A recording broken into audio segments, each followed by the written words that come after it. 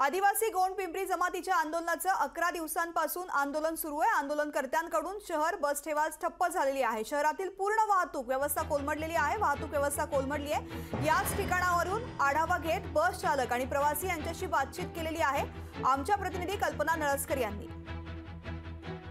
मी उभी आहे नागपूरच्या व्हेरायटी चौकामध्ये आणि हा संपूर्ण चौक आदिवासी गोवारी बांधवांनी बंद पडला आहे। कुणाला येऊ दिलं जात नाही। आपण बघू शकतो की कोणी दुचाकी घेऊन आलं तरी ही चौकातून बाहेर पडत होत आहे। ज्या बसेस आहे शहरातील बाहेर जाणाऱ्या त्या बसेस देखील ते बंद पडलेले आहे आणि अशा गाडीचं प्रमाण म्हणजे न्यायाधीशांची गाडी जी आहे न्यायाधीशांची गाडी देखील इथे बंद पडलेली आहे। त्यांना देखील जाऊ दिलेलं जात नाही आणि गाडी ज्याची त्याची उभी आहे त्याच्या समोर कार्यकर्ते बसले आहेत। तर आपण बसेस बघू शकतो की शहरातील बसेस ज्या आहेत त्या बसेस जागोजागी उभ्या आहेत। इकडे देखील बस उभी आहे आणि इथे जे जाणारे लोक आहेत ते बसले आहेत।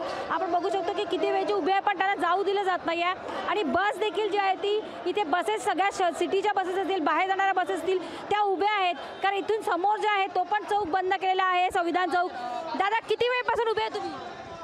आम्ही जवळपास 1 तास झाला। काय म्हणतात आहे लोक? अरे बसूनच आहेत ना, जातच नाही ना। आतमध्ये प्रवासी आहे का?